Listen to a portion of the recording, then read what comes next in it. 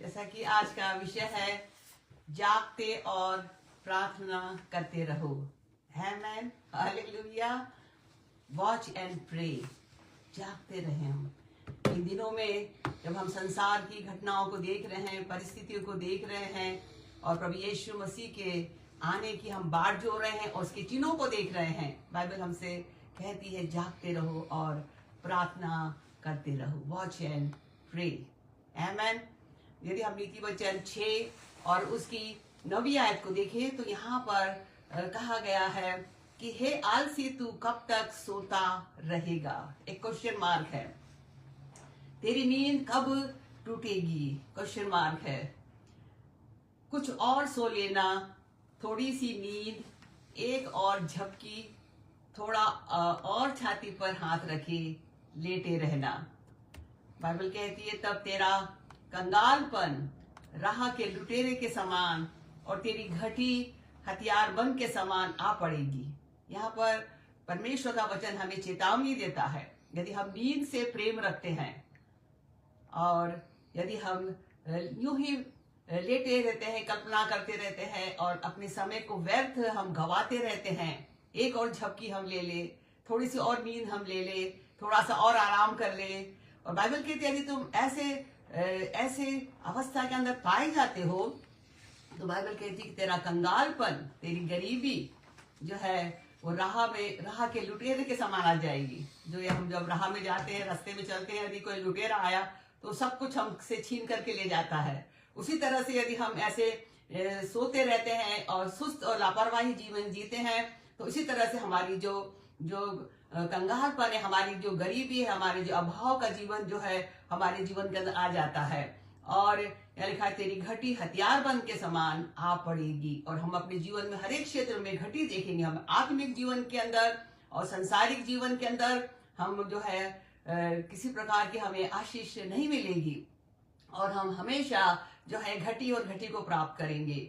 और यदि हम रोमियो 13 और उसकी 11वीं आयत को हम देखें तो यहाँ लिखा हुआ है कि समय को पहचान कर ऐसा ही करा करो। हमें इस समय को पहचानना है। अभी हमें नींद से जाग उठना है। हमने कैसा भी जीवन जिया है, बिना प्रभु यीशु मसीह के जिया है, बिना परमेश्वर के वचन के जिया है। हो सकता है हम संसारिक रूप से जीवन जीते रहे, जो कुछ भी हमने किया है, परंतु आज की इस शाम प्रभु यीशु मसीह हमसे बातचीत करता है और हमें सतर्क करता है कि हमें समय को पहचान लेना है। किस समय के अंदर हम पाए जाते हैं। यदि हम परमेश्वर के वचन को पढ़ते हैं तो हम जानते हैं कि हम किस समय के अंदर हम पाए जाते हैं। लिखा हुआ है समय को पहचान कर ऐसा ही करो, इसलिए कि अब तुम्हारे लिए नींद से जाग उठने की घड़ी आ पहुंची है। नींद से जाग उठने की घड़ी आ पहुंची है। आमीन। क्योंकि जिस समय हमने विश्वास किया था उस समय के विचार से अब हमारा उद्धार निकट है।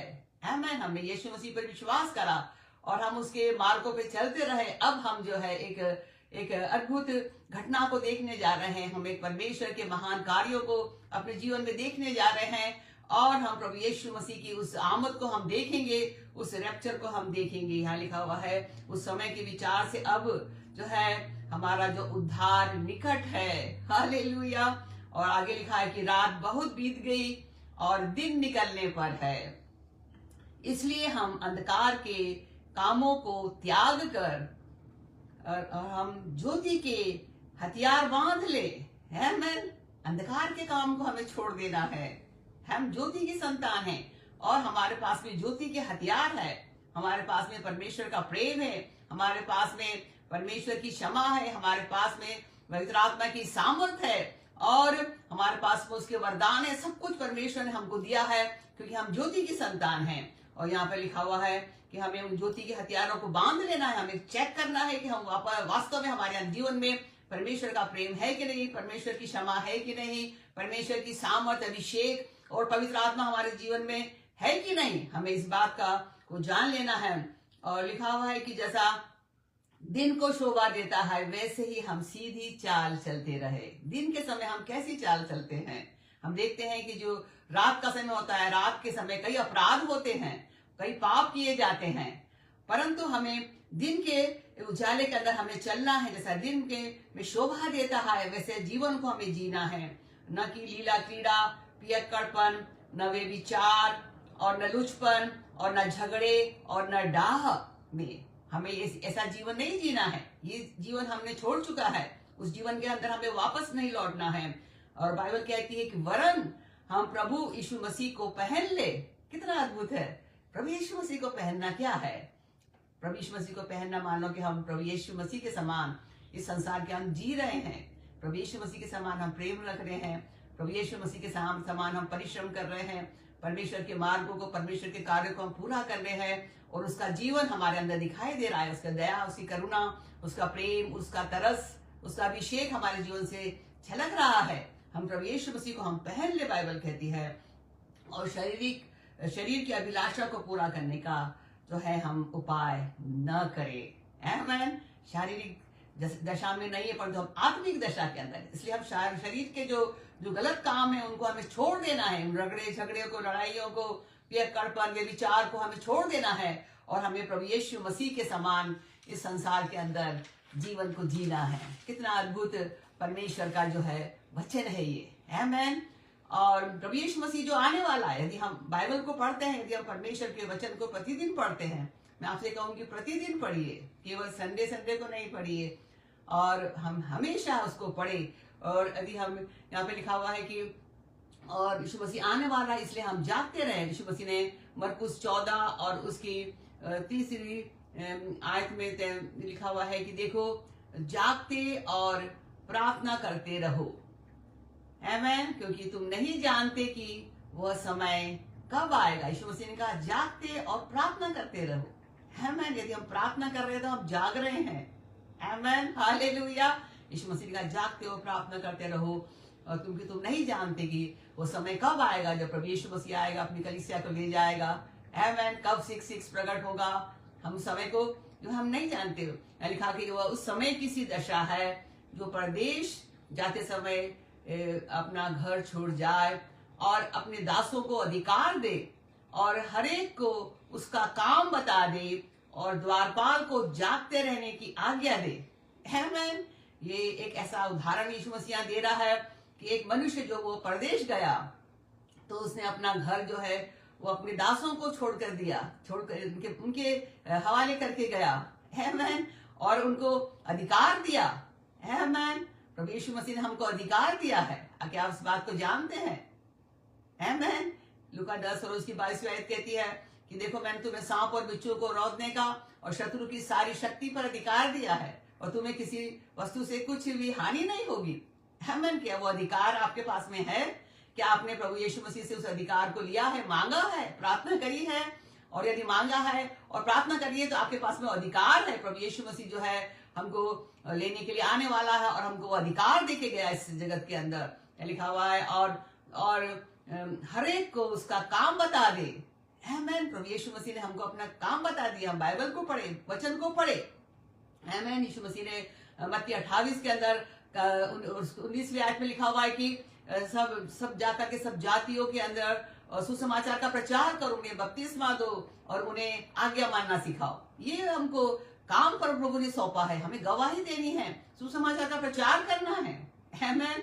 और आगे लिखा हुआ है और द्वारपाल को जागते रहने की आज्ञा दे, प्रार्थना करने की आज्ञा दे। हालेलुया।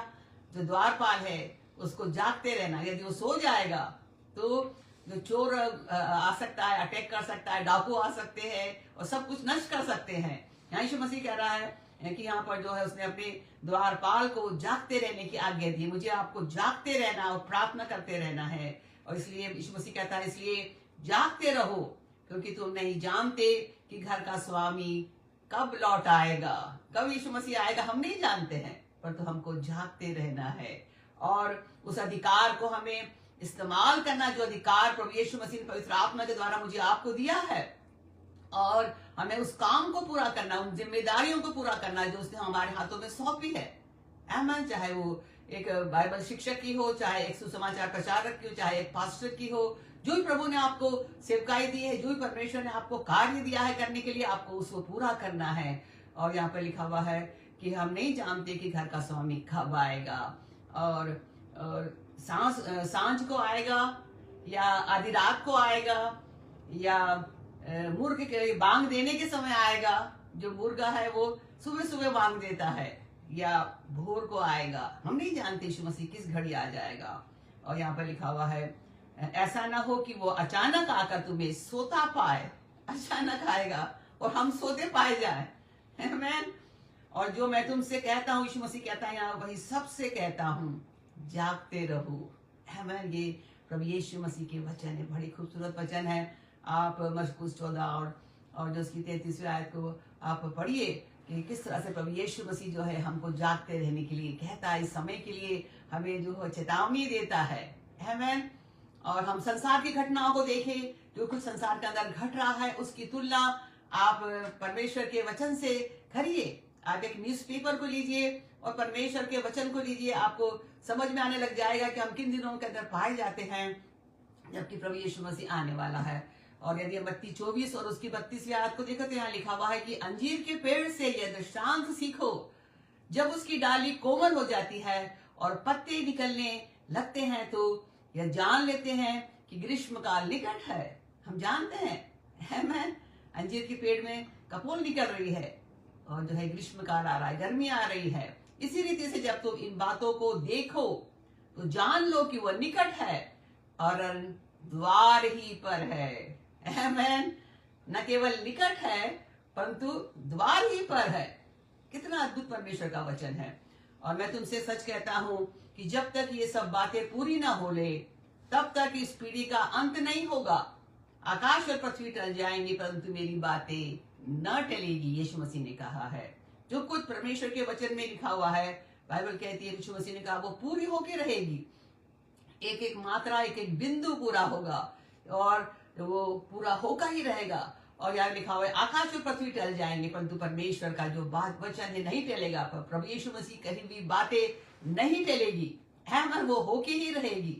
आमीन। बहुत से लोग सोचते हैं कुछ तो हो नहीं रहा है, क्या मन परमेश्वर का वचन सत्य है कि नहीं। परंतु मैं आपसे कहूंगी कि परमेश्वर का वचन 100% सत्य है। और हम यदि इसको पढ़ते हैं ध्यान से तो हम देखते हैं जो घटनाएं घट रही है और हम प्रभु यीशु मसीह के आगमन की जो है बाट जो रहे हैं। और ये जो घटना यदि हम लूका 21 और उसकी 10वीं आयत को देखें तो यहाँ लिखा हुआ है, तब उसने उनसे कहा कि जाति पर जाति और राज्य पर राज्य लड़ाई करेंगे। हम देख रहे हैं ऐसा हो रहा है। एक जाति दूसरे जाति के विरोध में खड़ी हुई है, एक देश दूसरे देश के विरोध में खड़ा हुआ है। और बहुतायत से हम संसार के अंदर इस गड़बड़ी को देखते हैं, लड़ाइयों को देखते हैं और नाना प्रकार की समस्या को हम देख रहे हैं। और लिखा बड़े बड़े भूकंप होंगे और जगह जगह अकाल पड़ेंगे और महामारियां पड़ेंगी। आमीन। हम देखते हैं भूकंप कहीं भी कभी भी भूकंप आ जाता है। हम देखते हैं कि जगह जगह अकाल पड़े हुए हैं। हम देखते हैं कि महामारियां हैं। हम कोविड के 19 को देखते हैं और हम देखते हैं उसकी जो वायरस से अभी तक हमने पीछा नहीं छुड़वाया है। वो बदल बदल के हमारे शरीर के ऊपर आक्रमण कर रहे हैं। सो ये महामारी जो है वो जो है प्रभु यीशु मसीह के आगमन के अंतिम समय के चिन्ह है। और यहाँ लिखा आकाश में भयंकर बातें होगी और बड़े बड़े चिन्ह प्रकट होंगे। और सबसे बड़ी मुख्य बात जो है जो हम बहुत अच्छे से जान सकते हैं और वो है यीशु मसीह के कारण से संसार जो है हमसे बैर रखता है। कितना सत्य प्रभु यीशु मसीह ने कहा, उसका वचन कितना सत्य है कि संसार जो है तुमसे बैर रखेगा।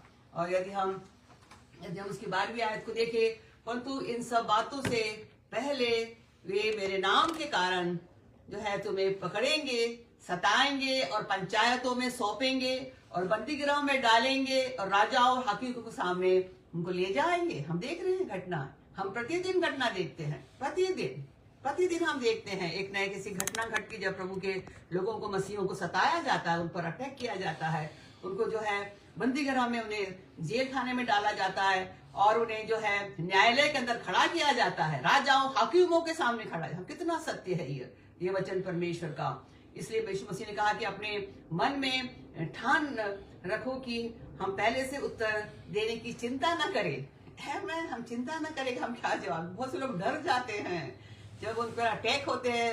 मैं आपसे कहूंगी मत डरिए, पवित्र आत्मा से भर जाइए। यदि पवित्र आत्मा आपके अंदर, आप नहीं डरेंगे, आपके अंदर वो बोल्डनेस होगा। हालेलुया। पतरस और यूहन्ना के समान, याकूब के समान, स्तिफनुस के समान, हालेलुया, पौलुस के समान प्रभु चाहता है कि हम पवित्र आत्मा से भर जाएं। आमीन। हम डरे नहीं और हम जवाब दे परमेश्वर के वचन से। हम जवाब दे, पवित्र आत्मा आपकी सहायता करेगा। आमीन। इसलिए हम अपने जीवन को परमेश्वर के वचन से भर ले, इसलिए हम अपने जीवन को पवित्र आत्मा से भर ले, ताकि जो भी संकट और समय आए, जब हमें जवाब देना होगा, पवित्र आत्मा हमारी मदद करेगा। क्योंकि यहाँ पे बाइबल कहती है, यीशु मसीह ने कहा कि मैं तुम्हें ऐसा बोल और बुद्धि दूंगा कि तुम्हारे सब विरोधी सामना या खंडन न कर सकेंगे। आमीन। हमें डरना नहीं है, पवित्र आत्मा हमारी मदद करेगा। यीशु मसीह हमारे मुख से बोलेगा। और यहाँ लिखा, तुम्हारे माता पिता और भाई और कुटुंब और मित्र भी तुम्हें पकड़वाएंगे, यहाँ तक कि तुम में से कुछ को वो मरवा भी डालेंगे। हम देखते हैं किस तरह से संसार में ये घटनाएं घट रही, हर एक क्षेत्र में, हर एक जगह पर हम इसको होता हुआ देख रहे हैं। और हम ये प्रभु यीशु मसीह के उस अंतिम दिन को देखने जा रहे हैं, उस रैप्चर को हम देखने जा रहे हैं। हालेलुया। परंतु हमारी जो दृष्टि है, हम पर जो है, परमेश्वर की जो दृष्टि हम पर लगी हुई है। हालेलुया।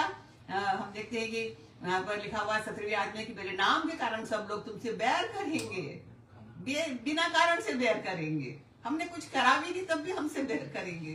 कभी कभी हमारे दिल दुखी हो जाते हैं, और तो हम इस बात को याद रखें, यीशु मसीह ने कहा कि तुमसे पहले उन्होंने मुझसे भी बैर रखा था। आमीन। बिना कारण से उसे क्रूस पर चढ़ाया गया था, उसके ऊपर झूठे आरोप लगाए गए थे। आमीन। तो हम यीशु मसीह से बढ़कर नहीं है। आमीन। और यहाँ लिखा हुआ है कि लोग तुमसे बैर करेंगे। और यहाँ लिखा, परंतु तुम्हारे सिर के जो बाल है वो भी बांका नहीं होगा। एक एक बाल जो है हमारे परमेश्वर की दृष्टि के अंदर गिने हुए हैं। क्या आप इस बात को जानते हैं, आप कितने सुरक्षित हैं, और परमेश्वर जो है आपको देख रहा है। हालेलुया। और यहाँ लिखा हुआ, अपनी धीरज से तुम अपने प्राणों को बचाएंगे। हम अपनी धीरज से अपने प्राणों को बचाएंगे। हालेलुया। और यदि हम मत्ती 10 और उसकी 29वीं आयत में देखें तो यहाँ लिखा हुआ है कि क्या पैसे में कि 2 गौरैया नहीं बिकती है, तो भी हमारे पिता की इच्छा के बिना उनमें से एक भी भूमि पर नहीं गिर सकती। गौरैया जो इतनी सस्ती है। आमीन। और फिर भी यहाँ यीशु मसीह कह रहा है कि वो बिना परमेश्वर की दृष्टि के वो गिर नहीं सकती है भूमि के ऊपर। और यीशु मसीह कहते हैं तुम्हारे सिर के बाल भी गिने हुए हैं। सिर के बाल कितने हैं, कितने झड़ते हैं रोज हमारे सिर में से, आप जानते हैं, और तो वो गिने हुए हैं। आमीन। आप प्रभु यीशु मसीह के अभिषिक्त हैं, आप एक विश्वासी हैं, और आप जिससे विश्वास के रहा है वो सत्य है। हालेलुया। वो जीवन है। हालेलुया। और हम उसकी दृष्टि के अंदर है, वो संसार का परमेश्वर है, सृष्टि करता है। वो आप इस बात को ध्यान में रखें, हम एक छोटे मोटे व्यक्ति नहीं है, पर तो हम परमेश्वर के पुत्र और पुत्रियां हैं। तो बाइबल कहती है कि हमारे सिर के बाल भी गिने हुए हैं, और इसलिए यीशु मसीह कहता है डरो नहीं। हालेलुया। मैं भी आज आपको इस पेज से कहती हूँ, डरना नहीं डरना। मैं जब लोगों को डरता हुआ देखती हूँ तो मैं सोचती हूँ कि हे प्रभु, तो उनको शक्ति दे, सामर्थ्य दे, वो डरे नहीं, और तू जवाब दे। परमेश्वर के वचन में से जवाब दीजिए। हालेलुया। पवित्र आत्मा आपकी सहायता करेगा, यहाँ लिखा हुआ है, इसलिए डरो नहीं, तुम बहुत गौरैयों से बढ़कर हो। जब गौरैया इतनी महत्वपूर्ण है परमेश्वर की दृष्टि में, तो मैं और आप कितने महत्वपूर्ण हैं। क्या आप इस बात को जानते हैं? परमेश्वर के वचन को पढ़िए, कितना अद्भुत है परमेश्वर का वचन, और हम जानने पाएंगे कि हम परमेश्वर की दृष्टि में कौन लोग हैं और कैसे हैं उसके पुत्र और पुत्रियां हैं। हालेलुया। और प्रभु यीशु मसीह के आने का दिन कोई भी नहीं जानता है। आमीन। उसके प्रकट होने का दिन कोई भी नहीं जानते। यदि हम लूका 17 और उसकी 26वीं आयत को देखें तो हम इन वचनों के द्वारा हम जान सकते हैं। और यहाँ पर यीशु मसीह ने कहा कि जैसे नूह के दिनों में हुआ था, वैसे ही मनुष्य के पुत्र के दिनों में भी होगा। जिस दिन तक नूह जहाज पर न चढ़ा, उस दिन तक बाइबल कहती है लोग खाते पीते थे और उनमें विवाह होते थे, और तब जल प्रलय ने आकर उन सबको नष्ट कर दिया। नूह के दिन सब कुछ वैसे ही हो रहा था। बहुत से लोग सोचते हैं कहाँ यीशु मसीह आने वाला है, सब तो कुछ तो वैसे की वैसा हो रहा है। हम स्कूल जा रहे हैं, नौकरी कर रहे हैं, घर आ रहे हैं, शादी हो रही है और पार्टियां हो रही है, सब कुछ तो हो रहा है। कहाँ यीशु मसीह का जो है आगमन। और मैं आपसे कहूंगी कि यीशु मसीह ने कहा कि उस दिन भी नूह के समान, नूह के दिनों में भी ऐसा ही होता था। पर तो बाइबल कहती जिस दिन तक नूह उस जहाज पर न चढ़ा, जिस दिन तक है, जिस दिन तक नूह ने जो है उस जहाज के द्वार को उसने नहीं बंद करा, पर तो परमेश्वर ने बंद नहीं करा। हालेलुया। मैं सोचती हूँ कि परमेश्वर ने इसलिए बंद करा ताकि हो सकता है कि जब लोग चिल्लाएंगे, रोएंगे, पानी में डूब जाएंगे तो नूह उनको क्या करेगा, दरवाजा खोल के अंदर ले लेगा, पूरा उसके जहाज का बैलेंस ही बिगड़ जाएगा। आमीन। जिस दिन तक नूह जो था वो जहाज पर ना चढ़ा, उस दिन तक लोग खाते पीते थे और उनमें विवाह होते थे, और जब जब जल प्रलय ने आकर उन सबको नष्ट कर दिया, ऐसे ही प्रभु यीशु मसीह का दिन आएगा, ऐसे ही उसका आगमन होगा। क्षण भर में पलक झपकते ही हम बदल जाएंगे। हालेलुया। हम जो है बादलों में उठा लिए जाएंगे, पवित्र आत्मा हमको उठा के लेके जाएगा, हम गायब हो जाएंगे इस संसार से। जो लोग हमें सताते थे वो हमको ढूंढेंगे, कहाँ गया है, कहाँ गई है शालिनी, बहुत प्रचार करती थी, कहाँ है ये। हालेलुया। वो हम यहाँ दिखाई नहीं देंगे, परंतु हम एक सुरक्षित स्थानों में, स्वर्गीय स्थानों में हम पहुंच जाएंगे यीशु मसीह के साथ में। ऐसा घटना घटने वाली कि आप जानते इस बात को, क्षण भर में होगा, क्षण भर में। यदि हम तैयार हैं तो हम चले जाएंगे, और यदि हम तैयार नहीं हैं, उन 5 मूर्ख कुमारियों के समान हम यही ठहर जाएंगे। और लिखा है, और जैसा लूत के दिनों में हुआ था कि लोग खाते पीते थे, पेड़ लगाते थे, घर बनाते थे। आमीन। हमारी जो बेसिक आवश्यकताओं के पीछे हम जो है परेशान रहते हैं। इन दिनों में हम क्या खाएंगे, क्या पिएंगे, हमारी सैलरी पूरी नहीं हो रही है, हमारी आवश्यकताएं पूरी नहीं हो रही है, और वे जो है लोग लेन देन कर रहे हैं, बिजनेस कर रहे हैं, बिजनेस पे बिजनेस करते चले जा रहे हैं, और जो है अपने घरों के अंदर घरों को बना रहे हैं, पेड़ लगा रहे हैं, सब कुछ वो कर रहे हैं जैसा होता है। और तो बाइबल कहती है, यीशु मसीह ने कहा, परंतु जिस दिन तक लूत सदोम से न निकला, जिस दिन तक लूत सदोम से न निकला, उस दिन आग और गंधक आकाश से बरसी और सबको नष्ट कर दिया। जिस दिन लूत जो है सदोम से निकला। आमीन। मैं आपसे कहूंगी, ऐसे बहुत से लूत हैं जिनके लिए यीशु मसीह जो है राह देख रहा है कि वो सदोम से निकल आए, वो पाप और गुनाह की जिंदगी से निकल आए, वो शैतान के बंधनों से निकल जाएं, उस सुसमाचार का प्रचार को विश्वास करे, यीशु मसीह पर विश्वास करे। यीशु मसीह राह देख रहा है, क्योंकि वो एक भेड़ को ढूंढने के लिए आता है। हालेलुया। एक एक भेड़ की वो परवाह करता है। उसी तरह से लूत को भी जो है परमेश्वर ठहरा रहा। इससे पहले कि सदोम अमोरा पर आग और गंधक बरसाए जाते, परमेश्वर ठहरा रहा, क्योंकि जो उसके पीछे एक व्यक्ति की प्रार्थना थी, और वो प्रार्थना थी अब्राहम की। हालेलुया। मैं आपसे कहूंगी कि बहुत से अब्राहम आपके लिए प्रार्थना कर रहे हैं, बहुत से प्रार्थना योद्धा आपके लिए प्रार्थना कर रहे हैं कि आप उस गंदगी में से, उन शैतानी बंधनों से, उस पाप और गुनाह की जिंदगी से आप बाहर निकल के आ जाएं। परमेश्वर प्रभु यीशु मसीह आपके लिए ठहरा हुआ है। हालेलुया। आमीन। वो एक एक व्यक्ति को प्यार करता है, और वो नहीं चाहता कि एक भी व्यक्ति नष्ट हो जाए। मेरे प्रियो, इसी तरह से इस लूत के दिन के समान हम पाए जाते हैं, क्योंकि परमेश्वर हमारी राह देख रहा है कि हम उस गुनाह की जिंदगी से निकल के उद्धार को, पापों की क्षमा को प्राप्त करके हम स्वर्गीय स्थानों के अंदर हम प्रवेश करने की योग्य बन जाए। आमीन। यहाँ लिखा हुआ, जिस दिन तक जो लूत सदोम से न निकला, उस दिन तक लोग जो है जो लेन देन करते थे, पेड़ लगाते थे, घर बनाते थे, पर जिस दिन लूत सदोम से निकला, उस दिन आग और गंधक आकाश से बरसी और सबको नष्ट कर दिया। और यीशु मसीह यहाँ कहता है कि मनुष्य के पुत्र के प्रकट होने के दिन भी ऐसा ही होगा, ऐसा ही होगा। हालेलुया। हम सावधान रहे, हम सतर्क पाए जाए इन दिनों के अंदर। आमीन। और यीशु मसीह ने कहा कि उस दिन जो छत पर होंगे और उनका सामान यदि घर में हो तो उसे लेने के लिए ना उतरे, वैसे ही जो खेत में है वो पीछे ना लौटे। और लूत की पत्नी को स्मरण रखो, जो कोई अपना प्राण बचाना चाहे वो उसे खोएगा, और जो कोई खोएगा वो उसको जो है जीवित रखेगा। हालेलुया। हम जो है इन दोनों दृष्टांतों से, इन दोनों घटनाओं से हम जो हम शिक्षा ले, इन दिनों के अंदर हम तैयार पाए जाएं प्रभु यीशु मसीह से मुलाकात करने के लिए। और यीशु मसीह ने कहा, मैं तुमसे सच कहता हूँ, मैं तुमसे कहता हूँ कि उस रात 2 मनुष्य एक खाट पर होंगे, एक ले लिया जाएगा और दूसरा छोड़ दिया जाएगा।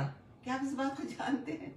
हमें अपने प्रिय लोगों के लिए प्रार्थना करिए, अपने बच्चों के लिए, अपने पति के लिए, अपनी पत्नी के लिए प्रार्थना करिए, क्योंकि बाइबल कहती है 2 जन खाट पर होंगे, एक ले लिया जाएगा, उठाया जाएगा। काश के दोनों के दोनों उठा लिए जाएंगे।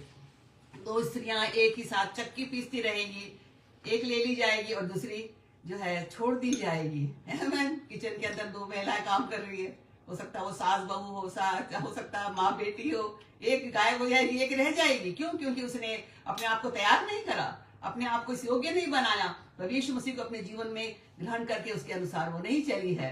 आमीन। 2 जन खेत में होंगे, आमीन, और एक ले लिया जाएगा और दूसरा छोड़ दिया जाएगा। अपने वर्क प्लेस में जहां हम काम करते हैं, हम चाहे वो हॉस्पिटल हो, चाहे स्कूल हो, चाहे खेत हो, चाहे कोई सी भी जगह हो, हम उसमें से जो है लोग प्रभु यीशु मसीह के साथ में जो के लिए उठा लिए जाएंगे और छोड़ दिए जाएंगे। यहाँ 50-50% को हम देखते हैं, 50-50, एक लिया, एक छोड़ देगा, एक ले लिया गया। और यीशु मसीह का जब जैसा यीशु मसीह ने कहा तो ये सुनकर उन्होंने उससे पूछा कि हे प्रभु, ये कहाँ होगा, कहाँ पर होगा ये? यीशु मसीह ने उनसे कहा कि जहाँ लोथ है वहां गिद्ध इकट्ठे होंगे। आमीन। जब कोई डेड बॉडी किसी जानवर की होती है तो गिद्ध को बोलने जाना नहीं पड़ता है कि भैया आ जाओ खा लो उस डेड बॉडी को, परंतु अचानक से उनको सब खुशबू आ जाती है, सब कुछ मालूम पड़ जाता है, वो अपने आप उस जगह पहुंच जाते हैं। उसी तरह से ऐसा ही होगा, रैप्चर के समय हम उस जगह पहुंच जाएंगे, ऑटोमेटिक जो है पवित्र आत्मा के द्वारा हम उस स्थान पर, उस बादलों पे हम पहुंच जाएंगे। हालेलुया। और प्रभु यीशु मसीह हम मुलाकात करेंगे और प्रभु यीशु मसीह को हम आमने सामने हम देखने जा रहे हैं। हालेलुया। और मत्ती 24 और उसकी 27 आयत कहती है, जैसे बिजली जो है पूर्व से निकलकर पश्चिम तक चमकती है, एक क्षण के अंदर बिजली चमकती है, उसी तरह से एक घटना घटेगी और एक क्षण के अंदर, बाइबल कहती है, पलक झपकते ही हम इस संसार से हम उठा लिए जाएंगे और स्वर्गीय स्थानों में हम पहुंच जाएंगे। आमीन। पलक झपकते ही ऐसा ही होगा। और यहाँ लिखा वैसे मनुष्य के पुत्र का दिन भी आना ऐसा ही होगा। हम सावधान हो जाए। हालेलुया।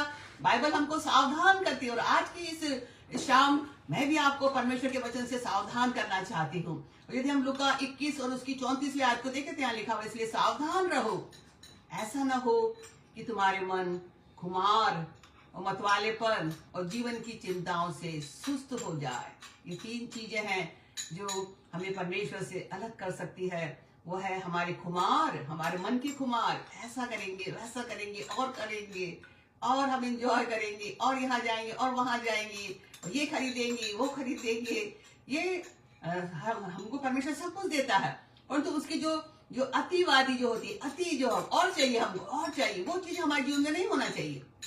परमेश्वर ने हमें अच्छी कार दिए, हम परमेश्वर को धन्यवाद करें, अच्छी मोटरसाइकिल दी, अच्छे कपड़े दिए हैं, अच्छा भोजन दिया, हम धन्यवाद करें उसके लिए, परंतु उसको और मांग करके हम क्या करेंगे? कितने दिन हम इस संसार के अंदर रहने वाले हैं? हमारा जीवन है ही क्या? बाइबल कहती है। हालेलुया। क्षण भर में हम इस संसार से जा सकते हैं। क्या हम इस बात को जानते हैं? तो हमारे अंदर वो खुमार नहीं होना चाहिए और मतवालापन नहीं होना चाहिए और जीवन की चिंताएं जो हमें सुस्त कर देती है। बाइबल कहती है कि कल का दिन कल अपनी जो है चिंता करेगा, आज का दिन आज के लिए, आज हम जिंदा हैं, हम इस बात को सोचे। हालेलुया। बहुत से लोग आज चले गए संसार से, बहुत से लोग बीमार थे, वो चंगे नहीं होने पाए, तो हम जो है जीवित हैं और हम स्वस्थ हैं और परमेश्वर ने हमें अच्छा श्वास दिया है। हालेलुया। कल की चिंता हम क्यों करें जब प्रभु ने आज हमको अच्छा रखा है, जब हमको आज खाने को दिया है, अच्छे कपड़े दिए हैं, सब कुछ दिया है, तो कल भी वो देगा हमको।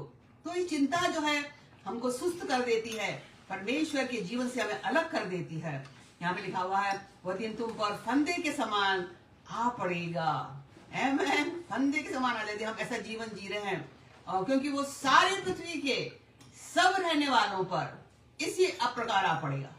न केवल मेरे और आपके जीवन में, संसार के अंदर ये घटना घटेगी। सारे संसार के लोग जानेंगे उस समय जबकि रैप्चर हो जाएगा और प्रभु यीशु मसीह आ जाएगा। और इसलिए यीशु मसीह ने कहा कि हम जागते रहें। हालेलुया। हम जो है प्रार्थना करते रहे, हर समय प्रार्थना करते रहे, जागते रहे और तुम इन सब आने वाली घटनाओं से बचने और मनुष्य के पुत्र के सामने खड़े होने की योग्य बनो। कितना अद्भुत परमेश्वर का वचन है। हर समय प्रार्थना करना है। आमीन। हर समय हम आत्मा में प्रार्थना करते रहे और इन सब आने वाली घटनाओं से बचने के लिए और मनुष्य के पुत्र के सामने खड़े होने के लिए, परमेश्वर के सिंहासन के सामने खड़े होने की योग्य हम ठहरे। इस बात की हम जो है चिंता करें, न कि संसारिक बातों की चिंता करें। आमीन। हम अपने जीवन को हम मुआवना करें, हम कैसा जीवन जी रहे हैं, हमारे अंदर जो है परमेश्वर का वचन है कि नहीं, हम परमेश्वर के वचन के अनुसार चल रहे हैं कि नहीं चल रहे, हम प्रभु यीशु मसीह की आज्ञाओं का पालन कर रहे हैं कि नहीं कर रहे, हम उसे मिलने की तैयारी कर रहे हैं कि नहीं कर रहे, हम उसे जो हमको आज्ञा दी है, जो जिम्मेदारियां सौंपी उसे पूरा कर रहे हैं कि नहीं कर रहे। इस बात को हमको जानना है, उसे पूरा करना है। हालेलुया। और जो है हमें बुद्धिमान बनना है, उन 5 बुद्धिमान कुंवारियों के समान जिन्होंने अपने कुप्पियों के अंदर तेल लिया था। हालेलुया। और वे तैयार थी, बाइबल कहती जो तैयार थी, जब दूल्हा आया तो उसके साथ में वो जो है द्वार खुला और वो अंदर चली गई। पर जो तैयार नहीं थी, जिन्होंने अपने कुप्पियों को लापरवाही से उसमें तेल नहीं लिया था, वे नहीं रह गई, द्वार बंद कर दिया गया। हमें बुद्धिमान बनना है, हमें इस बात की कल्पना करना है कि उस समय कैसा होगा यदि हम उस द्वार के अंदर प्रवेश नहीं कर पाए, यदि हम रैप्चर के अंदर उठा ही नहीं गए, तो हमारे जीवन में क्या घटेगा उस समय। हम इस बात को हम जाने। और इफिसियों 5 और उसकी 14वीं आयत में लिखा हुआ, इस कारण वो कहता है कि हे सोने वाले जाग और मुर्दों में से जी उठ। मुर्दा क्या है? पाप और गुनाह की जिंदगी है, शैतान के साथ जीने को मुर्दा कहा गया है। तो बाइबल कहते हैं हम जो है हे सोने वाले जाग और मुर्दों में से जी उठ, तो मसीह की ज्योति तुझ पर चमकेगी। आमीन। जब हम पाप की गुनाह की जिंदगी से बाहर निकलेंगे, जब हमारे पाप प्रभु यीशु मसीह के लहू से धोए जाएंगे, तब प्रभु यीशु मसीह की ज्योति, उसका प्रकाश मेरे और आपके जीवन से प्रकट होगा। हम ज्योति की संतान बन के संसार के अंदर ज्योति को प्रकट करेंगे। बाइबल कहती इसलिए ध्यान से देखो कि कैसी चाल चलते, कैसी चाल चल रही। आज दिन भर का आप मुआवना करिए, जो कुछ भी आपने सुबह से लेकर के शाम तक किया है। जब आप रात को बिस्तर पे जाते हैं, उसके पहले जब प्रार्थना करते हैं, आप चेक करिए, पवित्र आत्मा को अलाउ करिए कि वो हमारे जीवन को चेक करे, और पवित्र आत्मा को बताएगा आपने कहाँ गलती करी, कहाँ पर आपको मिस्टेक किया, कहाँ पर आपको ठीक होना है, कहाँ पर आपको क्षमा की जरूरत है। हालेलुया। कहाँ पर आपको दूसरों को क्षमा करने की जरूरत है। हालेलुया। कहाँ पर हमको क्षमा मांगने की जरूरत है। तो हम अपने आप का मुआवना करें, हम ध्यान से हम देखें हम कैसी चाल चलते हैं। निर्बुद्धियों के समान नहीं, परंतु बुद्धिमान के समान हम चले। आमीन। और आगे लिखा, अवसर को हम बहुमूल्य जाने, क्योंकि दिन बुरे हैं। इस कारण हम निर्बुद्धि नहीं, परंतु हम ध्यान से समझे कि प्रभु की इच्छा क्या है। हमें प्रभु यीशु मसीह की इच्छा को पूरा करना है। वो हमारी इच्छा को पूरा करता है, हमें उसकी इच्छा को पूरा करना है। आमीन। हालेलुया। बाइबल कहते हैं हमारी लालसाओं को जानता है और हमारी लालसाओं को उत्तम पदार्थों से तृप्त करता है। हम अपनी इच्छा को पूरा करने की कोशिश न करें, वो हमारी इच्छा को पूरा करेगा, और तो हम परमेश्वर की इच्छा को पूरा करें। दाखरस से मतवाले न बनो, क्योंकि इससे लुचपन होता है, पर आत्मा से परिपूर्ण होते जाओ। आत्मा से। हालेलुया। पवित्र आत्मा से भर के देखिए। हालेलुया। आपको कितना जो है परमेश्वर की उपस्थिति का अंदर आप चलेंगे, उसकी उपस्थिति का एहसास करेंगे, उसकी आवाज को सुनेंगे, उसके मार्गों पे चलेंगे, उसके कार्य को पूरा करेंगे। लिखा है, और आपस में भजन और स्तुति गान और आत्मिक गीत गाया करो, और अपने मन में प्रभु के सामने गाते कीर्तन करते हुए और यीशु मसीह के नाम से और परमेश्वर पिता का हम धन्यवाद करते रहे। हालेलुया। और हम मसीह के भय से एक दूसरे के अधीन रहे। कितना अद्भुत है। हम पवित्र आत्मा से भरते रहे, हम आराधना स्तुति करते रहे, और जो है परमेश्वर की इच्छाओं को, योजनाओं को हम पूरा करते रहे। हालेलुया। और हम देखेंगे जब हम प्रार्थना, जब जो कुछ भी हम सेवकाई कर रहे हैं, उसके लिए हम प्रार्थना करें। आमीन। हम देखते हैं डैनियल के जीवन को हम देखते हैं, और किस तरह से हम यदि डैनियल 6 और उसकी 10वीं आयत को जो हम देखते, जब डैनियल को मालूम हुआ कि जो है एक पत्र के ऊपर हस्ताक्षर कर दिया गया है, और तब वो अपने घर में गया, बाइबल कहती है, और वो उसके विरोध में था, क्योंकि वो दिन में 3 बार प्रार्थना करता था डैनियल। हालेलुया। और बाइबल कहती है वो अपने घर में गया, उस पत्र को देखने के बावजूद भी अपने घर में गया प्रार्थना करने के लिए। और लिखा है कि वो अपनी उठपड़ोटी कोठरी में गया और अपनी खिड़कियों को यरूशलेम की ओर खुला कर, जो उसकी खिड़कियां खुली रहती थी, और वो वहां वो देख करके और अपनी रीति के अनुसार बाइबल कहती है उसने दिन में 3 बार अपने परमेश्वर के सामने घुटने टेक कर प्रार्थना और धन्यवाद करता था। और वही तब भी वो करता रहा। राजा की आज्ञा उसके विरोध थी, उसके परमेश्वर से प्रार्थना नहीं करना, परंतु उसने खुली खिड़की के अंदर, हालेलुया, जो यरूशलेम की ओर खुलती थी, उसके सामने बैठ करके और घुटने टेक करके बाइबल कहती है वो 3 बार जो प्रार्थना करता था और परमेश्वर से को धन्यवाद करता था, वो घुटने टेक कर वो वैसा ही करता रहा। राजा के मना करने के बाद भी वो प्रार्थना करता रहा। आमीन। और हम देखते हैं किस तरह से परमेश्वर ने डैनियल को जो है सिंह के जो मान से बचाया, उन शेर की मान से उसे बचाया। आमेन, हालेलुया। हम देखते हैं शद्रक, मेशक और अबदनो को देखते हैं किस तरह से हम डैनियल 3 और उसकी 12वीं आयत में देखते हैं कि जो शद्रक, मेशक, अबदनो को थे वे यहूदी पुरुष थे और राजा ने एक आज्ञा निकाली थी और जो नबूकदनेस्सर था उसने एक मूर्ति बनाई थी और उसे कहा गया था कि उसकी उपासना करना। जब बाजी और सारंगियां सब बजेंगे तो सब दंडवत करें, परंतु इन तीनों जो युवाओं ने, तीनों जवानों ने मना कर दिया और वो झुके नहीं। और जब राजा को ये मालूम हुआ तो राजा जो है क्रोधित हुआ और उसने जो है उनके लिए आग के भट्टे को धधकाया, बाइबल कहती है, और वो 7 गुना धधकाया गया। और जो लोग थे, जो हेल्दी थे, जो मजबूत थे, जो पहलवान थे, उन लोगों को ठहराया ताकि इन तीनों को उस धधकते हुए आग में डाल दिया जाए। और बाइबल कहती है कि जब वे उनको डाल रहे थे तो वे जो डालने वाले थे वे जल करके मर गए, वे जल गए, इतनी धधकती हुई आग थी। और परंतु वहां पर राजा जो देख रहा है कि उस भट्टी के अंदर एक जो है चौथा पुरुष को देखा, उन तीनों पुरुषों के साथ में, तीनों जवानों के बीच में एक चौथे व्यक्ति को देखा और वो व्यक्ति था प्रभु यीशु मसीह। हालेलुया। और वे उनके कपड़े भी नहीं जले, बाइबल कहती है। आमेन। उस राजा ने विश्वास करा कि इनका परमेश्वर ही सच्चा परमेश्वर है। तो जब हम मिनिस्ट्री करते हैं तो हमारे लिए आदर्श है डैनियल और शद्रक, मेशक और अबेदनगो, उन्हें हर एक कठिनाई में, हर एक विरोधी अवस्था के अंदर उन्होंने प्रार्थना करी और वो जयवंत हुए। और मैं आपसे कहूंगी कि आप यदि इस परसिक्यूशन के अंदर है, आप सताए जा रहे हैं, आप प्रार्थना करिए। डैनियल का परमेश्वर और शद्रक और मेशक का परमेश्वर आपके साथ में है और आप कभी भी जो है नीचे नहीं देखेंगे, परंतु परमेश्वर जो है आपको ऊंचा उठाएगा और जितने विरोधी है वो सब यीशु मसीह के सामने अपने घुटने टेक करके उसे ग्रहण करेंगे। Hallelujah, hallelujah. हमें प्रार्थना करना है। और यदि हम देखें कि हम पति पत्नी, हम देखते हैं कि पति पत्नी के जो तलाक हो जाता है, बहुत से लोग उसे क्वेश्चन करते हैं और मैं हमेशा उनको एक जवाब देती हूँ। सबूत 4 और उसकी 12वीं आयत में कि जो डोरी 3 धागे से बटी होती है वो जल्दी नहीं टूट सकती है। आमेन। यदि पति पत्नी और प्रभु यीशु मसीह उनके बीच में है, हो सकता है वो झगड़े लड़ाई होते हैं और बहुत कुछ होता है, परंतु यदि यीशु मसीह हमारे बीच में है तो कोई भी हमको तोड़ नहीं सकता। कोई भी संसारिक शक्ति, न कोई संसारिक व्यक्ति और न ही शैतान और न कोई उसकी योजनाएं। जरूरी है कि पति पत्नी मिलकर प्रार्थना करे, प्रतिदिन प्रार्थना करे, सुबह प्रार्थना करे, रात में सोने से पहले प्रार्थना करे। जब प्रभु यीशु मसीह हमारे बीच में होता है, जब हम प्रार्थना करते हैं, हालेलुया, तो हमको कोई तोड़ नहीं सकेगा। और यदि हम लूका 18 और 1 आयत में देखें, हमने यीशु मसीह का नित्य प्रार्थना करना और हियाव न छोड़ना, साहस नहीं छोड़ना। हम साहस छोड़ देते हैं, बहुत बार हम प्रार्थना करना बंद कर देते हैं कि प्रभु हमारी प्रार्थना को नहीं सुन रहा। तो यीशु मसीह ने कहा कि हियाव नहीं छोड़ना, साहस नहीं छोड़ना, नित्य प्रार्थना करना। और हम एक पारिवारिक प्रार्थना करें। बहुत से लोग शिकायत करते हैं कि हमारे बच्चे बिगड़ गए हैं और ऐसा हो गया, ऐसा हो गया। मैं कहती हूँ अब पारिवारिक प्रार्थना आपने क्यों नहीं करी उनके साथ में? जब भी छोटे रहते हम उनके साथ बैठ के प्रार्थना करें। हालेलुया। यीशु मसीह ने कहा जहाँ 2 या 3 मेरे नाम से इकट्ठे होते मैं उनके बीच में होता हूँ। आमीन। जब यीशु मसीह हमारे बीच में होगा, हमारे बच्चे, हमारा परिवार आशीषित होगा। आमीन। हर एक समस्या, हर तकलीफें आएंगी वो चली जाएंगी, हर एक बीमारियां आएंगी वो चली जाएंगी। हालेलुया। समस्या आएगी वो चली जाएंगी क्योंकि यीशु हमारे बीच में होगा और हमारे बच्चे प्रभु यीशु मसीह की महिमा का कारण बन जाएंगे। हालेलुया।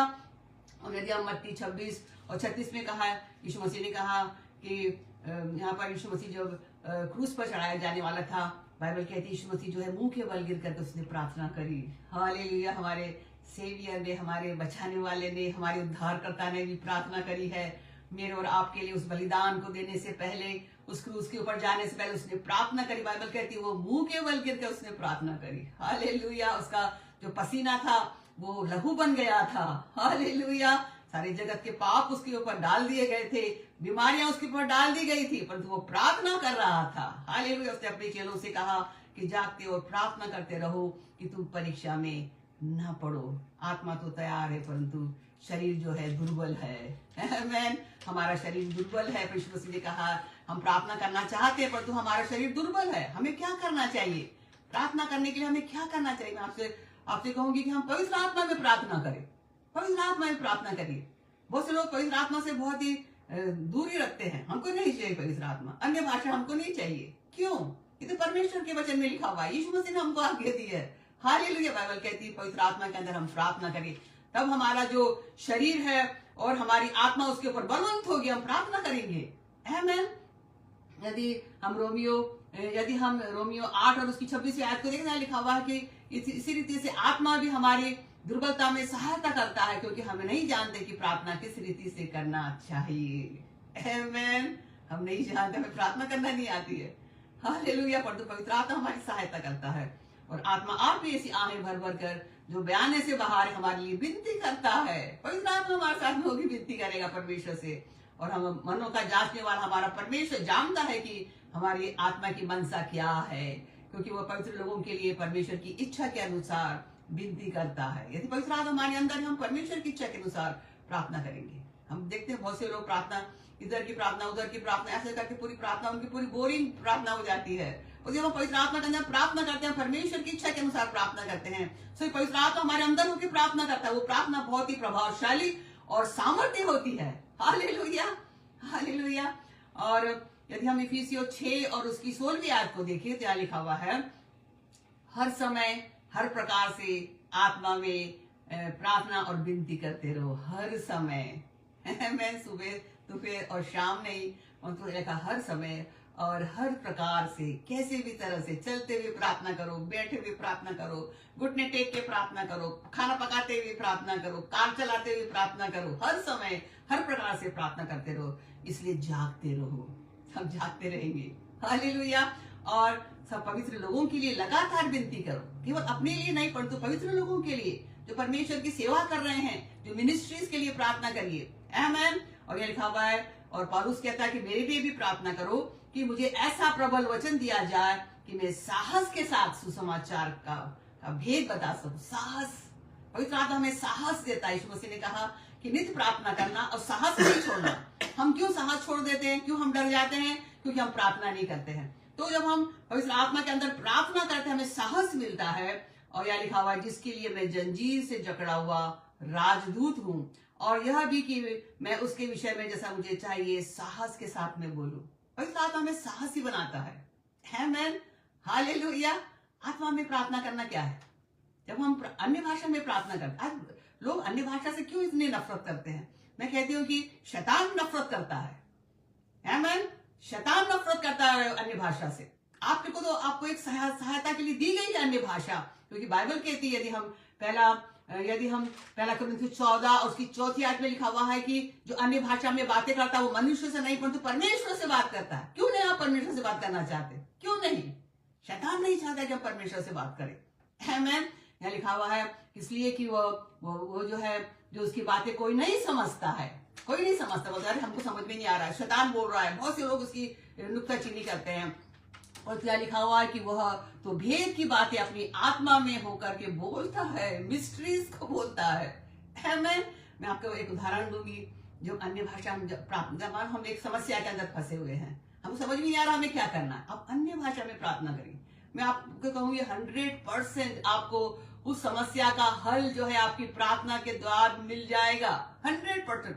मेरा जो जीवन है वो प्रार्थना अन्य भाषा से भरा हुआ जीवन, अन्य भाषा में प्रार्थना से भरा हुआ जीवन है। शैतान मुझे कभी छल नहीं सकता है। आमीन। जब वो मुझ पर अटैक करता है, मैं अन्य भाषा में प्रार्थना करती हूँ, मानो मैं परमेश्वर से प्रार्थना करती हूँ, परमेश्वर से बात करती हूँ। और परमेश्वर, जब मैं परमेश्वर से बात करूँ, परमेश्वर मुझे सब कुछ बता देता है, सारी बातें, आने वाली बातें, समस्या किस जगह पर है, कैसे मुझे लड़ना है और मुझे क्या करना है। हालेलुया। और मैं जयवंत होती हूँ क्योंकि मैं अन्य भाषा में परमेश्वर से बात करती हूँ। आप भी बात करिए। यही है आत्मा में प्रार्थना करना। और शैतान नहीं चाहता कि आप अन्य भाषा बोले। आमीन, हालेलुया। तो हम आत्मा में प्रार्थना करें। प्रभु यीशु मसीह आने वाला है। हालेलुया। हम प्रार्थना करते रहे और जागते रहे। आइए हम प्रभु यीशु मसीह के पास आए। इस घड़ी वो हमारे बीच में उपस्थित है। वो आज इस न्यू जर्सी के पेज पर आया है और आज की इस शाम वो आप पर दया करता है, आप पर अनुग्रह करता है। आइए अपने जीवन को उसके हाथों में समर्पित करें। हो सकता है आपने एक कमजोरी भरा जीवन जिया है, हो सकता है आपने पवित्र आत्मा के बिना जीवन जिया है, हो सकता है आपने परमेश्वर के वचन को ठीक से नहीं पढ़ा है और नहीं जाना है और आप निश्चिंत है, आप सो रहे हैं। परंतु आज प्रभु यीशु मसीह आपको जगाने के लिए आया है। इस पेज पर वो आपको पुकारता है। हालेलुया। क्या आप उसकी आवाज को सुनेंगे? हालेलुया। वो कहता है, देख मैं शीघ्र आने वाला हूँ और हर एक के काम के अनुसार प्रतिफल देने के लिए मेरे पास में जो है प्रतिफल है। हालेलुया। बदला देने के लिए प्रतिफल है। आप जो कुछ भी प्रभु के लिए कर रहे हैं वो आपको प्रतिफल देने के लिए आ रहा है। यदि आपके जीवन जो है प्रभु यीशु मसीह से दूर है, आज की शाम आप पश्चाताप करिए और प्रभु से कहिए, मुझे क्षमा कर दीजिए प्रभु, अपने लहू से मुझे शुद्ध कर दीजिए, मुझे पवित्र कर दीजिए, और मैंने गलती करी है और मैंने एक ऐसे जीवन को जिया है जो तेरी इच्छा के विरुद्ध में था, और मैंने संसारिक जीवन को जिया है। और जब आप ऐसी प्रार्थना कर रहे हैं और पश्चाताप कर रहे हैं, प्रभु यीशु मसीह अपने लहू से आपको धोता है और आपको शुद्ध करता है, और आपके गुनाह और आपके पाप जो है लाही रंग के क्यों ना वो हिम के समान श्वेत होते हैं, और आप प्रभु आपको शुद्ध करता है। आज की इस शाम वो आपको पवित्र करता है और आपको एक योद्धा के समान खड़ा करता है, एक प्रार्थना योद्धा के समान। न केवल आप अपने लिए प्रार्थना करने वाले, परंतु इस संसार के लिए और उन आत्माओं के लिए जो प्रभु यीशु मसीह से दूर है, उनके लिए प्रार्थना करने वाले योद्धा बने। आप मिनिस्ट्रीज के लिए प्रार्थना करने वाले योद्धा बने। हालेलुया। आपके परिवार के लिए, आपके पति के लिए, पत्नी के लिए, आपके बच्चों के लिए प्रार्थना करने वाले योद्धा बन जाए। हालेलुया। वो प्रभु यीशु मसीह आपको अपने लहू से धो रहा है और आपको शुद्ध कर रहा है। उसे अपने जीवन में आने दीजिए। कहिए, प्रभु यीशु मसीह मेरे दिल में आ, मेरे जीवन में आ, मेरे परिवार के अंदर आ, मेरी मिनिस्ट्री के अंदर आ और मेरी सहायता कर। हालेलुया। मुझे अपनी पवित्र आत्मा से भर दे। मांगो तो तुम्हें दिया जाएगा। मांगिए प्रभु से पवित्र आत्मा। हालेलुया। और जब आप मांग रहे हैं, प्रभु यीशु मसीह आपको अपनी पवित्र आत्मा की सामर्थ से भर रहा है। Receive the fire of God, the fire of the Holy Ghost and power in the mighty name of Jesus। यीशु मसीह के नाम से पवित्र आत्मा से भर जाइए। उसका अभिषेक, उसकी सामर्थ आप पर आ रही है। Receive the fire of God, the fire of the Holy Ghost and power in the mighty name of Jesus। Be filled with the fire। भर जाइए पवित्र आत्मा की सामर्थ से। हालेलुया। शैतान का सामना करिए और वो भाग जाएगा। हालेलुया। हालेलुया। जितने लोग आज बीमार हैं, बीमारी के बिस्तर में हैं, शैतान ने आपको सताया है, आपको कमजोर करा है, परंतु यीशु मसीह को आप पुकारिए उठिए। इसी समय अपने उस रोग के स्थान पर, उस बीमारी के स्थान पर जहां पर आपको तकलीफ है, जहां दर्द है, अपने हाथ को उसे रख करके प्रभु यीशु मसीह को बताइए। वो हमारा चंगा करने वाला परमेश्वर, उसने कोड़े खाए ताकि आप चंगे रहे। उसने हमारे दुखों को उठाया है, उसने हमारे रोगों को सह लिया है, और उसने कोड़े खाए कि आप चंगे हो जाए। क्या आप विश्वास करते हैं? यदि आप विश्वास करते हैं, हालेलुया, अपने हाथ को उस स्थान पर रख करके उसकी चंगाई को लीजिए। Hallelujah. Receive the healing of Jesus now in the mighty name of Jesus. चंगे हो जाइए यीशु मसीह के नाम से। हर एक दर्द को हम डांटते यीशु के नाम से। हमारे प्रिय लोगों के शरीर से इसी समय बाहर निकलो। यीशु मसीह के छुटकारे को हम हर एक व्यक्ति के ऊपर कहते हैं जो आज प्रभु यीशु मसीह को पुकार रहा है चंगाई के लिए। हालेलुया। हो चंगे हो जाइए। Receive the healing of Jesus now in the mighty name of Jesus. आपके अंग जो खराब हो चुके हैं, जो सड़ चुके हैं, जो खराब हो चुके हैं, प्रभु यीशु मसीह की सामर्थ उनके ऊपर आ रही है और वे चंगे हो रहे हैं, वो जीवित हो रहे हैं। हालेलुया। चंगाई को लीजिए और चंगे हो जाइए। आपकी किडनी चंगाई को प्राप्त कर रही है, वो आपके लीवर चंगे हो रहे हैं, आपके पेट के सारे पाचन अंग चंगाई को प्राप्त कर रहे हैं, आपका जो लंग्स है वो चंगाई को प्राप्त कर रहा है। Receive the healing of Jesus now in the mighty name of Jesus. आपके ब्रेन के अंदर जो भी ट्यूमर है या आपको जो भी स्ट्रोक आया है, प्रभु यीशु मसीह उस स्थान को स्पर्श करता है, वो सारा क्लॉट हो मेल्ट होता है और आपका जो ब्रेन ठीक से काम कर रहा है। Receive the healing of Jesus now in the mighty name of Jesus. आप चल नहीं पाते, आप खड़े हो जाइए, यीशु मसीह के नाम से चलिए। हालेलुया। जो काम आप नहीं कर सकते उसे करना शुरू करिए। प्रभु यीशु मसीह की चंगाई को लीजिए और चंगे हो जाइए। प्रभु यीशु मसीह के नाम से हर एक कैंसर सेल्स जो है वो मृत होते हैं और हर एक गठाने गायब होती है, और प्रभु यीशु मसीह की सामर्थ आप पर उतर रही है, उसकी चंगा करने वाली सामर्थ आप पर आ रही है। ओ हर एक कैंसर से आप छुटकारे को प्राप्त कर रहे हैं। Receive the healing of Jesus now in the mighty name of Jesus. Hallelujah. हर एक कमजोर आत्मा, कमजोर करने वाली आत्मा आपके शरीर को छोड़ रही है। वो प्रभु आपको सामर्थ दे रहा है, अभिषेक दे रहा है। हर एक जादू टोने की, अंधकार की शक्तियों के द्वारा आप छुटकारे को प्राप्त कर रहे हैं। Receive the deliverance of Jesus now in the mighty name of Jesus. समय छुटकारे को लीजिए, चंगे हो जाइए यीशु मसीह के नाम से। हालेलुया। जितने लोग आज मिनिस्ट्री के अंदर हैं, प्रभु यीशु मसीह आपको अभिषेक देता है और आपको सामर्थ देता है, अपने पवित्र वरदान देता है, उसे लीजिए और परमेश्वर की महिमा करिए और प्रभु यीशु मसीह के आगमन की बाट जोइए और तैयारी करे, क्योंकि प्रभु यीशु मसीह शीघ्र आने वाला है। प्रभु हर एक को जो इस पेज पर आया है, प्रभु तो आशीष दे।